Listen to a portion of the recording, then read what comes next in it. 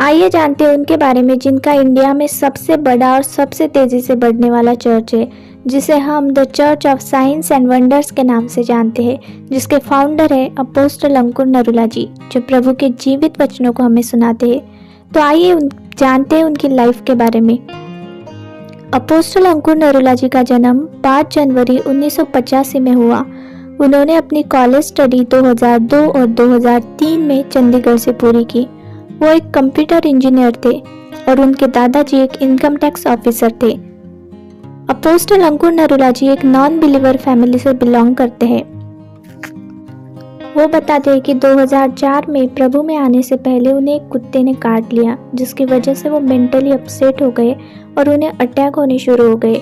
वो कई डॉक्टरों के पास भी गए और कई जगहों पे भी गए, फिर भी उन्हें कोई आराम नहीं मिला, जिसकी वजह से वो नशे में चले गए और बहुत ज़्यादा नशा करने लगे, जिसकी वजह से वो सुसाइड करना चाहते थे।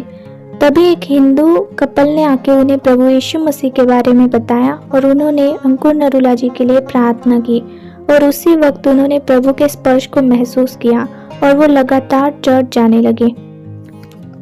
और 16 अगस्त 2004 को उन्होंने प्रभु को ग्रहण किया और 2 महीने के अंदर ही यानी 2 अक्टूबर को उन्होंने बैप्टिज्म लिया और चर्च जाने लगे और प्रभु की संगति में बढ़ने लगे। अपोस्टल अंकुर नरूला जी एक बिजनेसमैन फैमिली से बिलोंग करते हैं। उनका टाइल्स का बिजनेस है। एक बिजनेसमैन होने की वजह से वो चाहते थे कि फाइनेंशियली प्रभु की सेवा करें, लेकिन प्रभु की योजना उनकी लाइफ में अलग थी। प्रभु चाहते थे कि वो एक अपोस्टल बने। बिजनेस करते करते उन्होंने बाइबल पढ़ना शुरू किया। वो बहुत ज़्यादा बाइबल पढ़ने लगे। एक दिन में वो 6 से 8 घंटे तक बाइबल पढ़ते थे और जिस चर्च में वो जाते थे, जब भी कोई उनके पास कोई समस्या लेकर आता तो वो उन्हें वचन के बीच में से समझाते, वचन में से प्रीच करते और उनके लिए प्रार्थना करते और उनकी प्रार्थना के द्वारा लोगों को चंगाई मिलती थी। वो अपनी कॉलिंग को समझ चुके थे और वो तभी से उन्होंने अपनी मिनिस्ट्री की शुरुआत की। 2008 में 3 लोगों के साथ उन्होंने अपनी मिनिस्ट्री की शुरुआत की। शुरुआत के दिनों में उन्हें बहुत समस्याओं का सामना भी करना पड़ा। कई लोगों ने उनका गोडाउन जला दिया था, जिसकी वजह से उन्हें लाखों रुपए का नुकसान हुआ, लेकिन इस बात का उन पर कोई असर नहीं हुआ क्योंकि वो एक वचन पढ़ने वाले व्यक्ति थे। जैसा कि प्रभु के वचन में लिखा है कि सब बातें मिलकर भलाई को उत्पन्न करते हैं। इसके बाद उनकी मिनिस्ट्री बहुत ज़्यादा तेजी से बढ़ने लगी। 2008 में 3 लोगों के साथ उन्होंने अपनी मिनिस्ट्री की शुरुआत की थी, जो 2009 में 500 लोगों तक बढ़ गई। 2010 में उनके चर्च में 2000 लोग आने लगे और वो मिनिस्ट्री बढ़ती गई।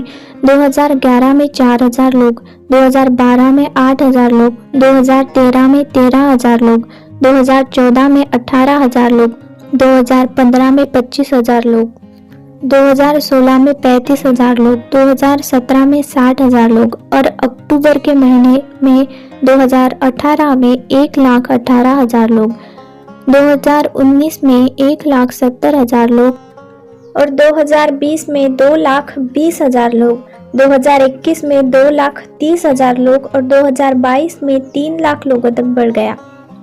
हर गुरुवार और रविवार अनुग्रह टीवी के माध्यम से दुनिया भर में लाखों लोगों के लिए उनकी लाइव सेवाएं प्रसारित की जाती है और चर्च हमेशा क्षमता से अधिक भरा रहता है। अंकुर नरूला मिनिस्ट्री इंडिया की ऐसी मिनिस्ट्री है जिसकी सबसे ज़्यादा ब्रांचेस है, जिसमें Gurdaspur, Patiala, Ludhiana, Firozpur, Hoshiarpur, Barnala, Kapurthala, Bathinda, नडाला, Moga, Chandigarh, Bihar, Uttar Pradesh, waste Bengal, London, Toronto, सुरे, California, New York, New Zealand, Sydney, Dubai, Australia, Melbourne, ऐसी कई सारी ब्रांचेस शामिल है। अंकुर नरूला मिनिस्ट्री का हेड चर्च जलंधर के गांव खामरा में है। तो आइए जानते हैं उनकी फैमिली के बारे में। अपोस्टल अंकुर नरूला जी की फैमिली में उनके मम्मी पापा, उनकी वाइफ और उनके 2 बच्चे हैं। 17 जनवरी 2014 को उन्होंने सोनिया नरूला जी से एंगेजमेंट की, जिसके बाद 3 अप्रैल 2014 में उनकी मैरिज हुई।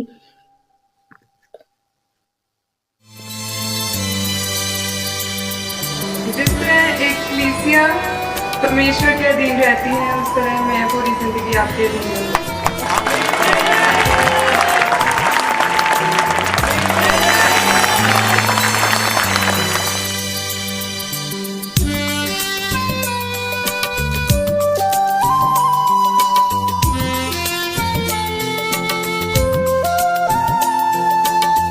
मैं अपने शरीर के समान तुमसे प्रेम करता हूँ। जिस तरह यीशु मसीह ने हमें सुरक्षित किया और हमारे लिए वो मारे गए, उसी तरह मैं तुमसे प्रेम करता हूँ। मैं तुमको सुरक्षित रखूंगा, तुम मेरे लिए कीमती गहना हो। यीशु मसीह का नाम।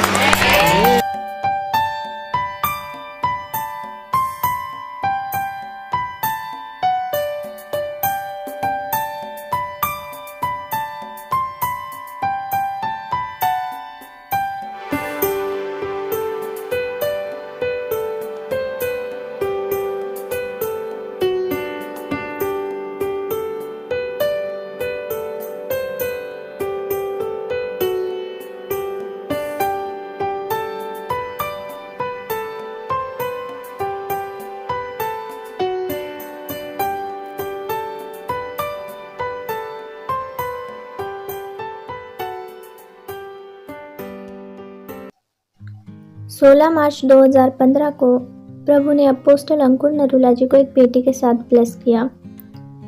उन्होंने अपनी बेटी का नाम सोफिया नरूला रखा। उसके बाद 13 अप्रैल 2017 में प्रभु ने उन्हें एक बेटे के साथ ब्लेस किया। उसका नाम यिर्मयाह रखा। अपोस्टल अंकुर नरूला जी बताते हैं कि उन्होंने अपनी मिनिस्ट्री की शुरुआत थर्सडे के दिन की थी और उनकी मैरिज भी थर्सडे के दिन ही हुई थी और उनके बेटे का जन्म भी थर्सडे के दिन ही हुआ।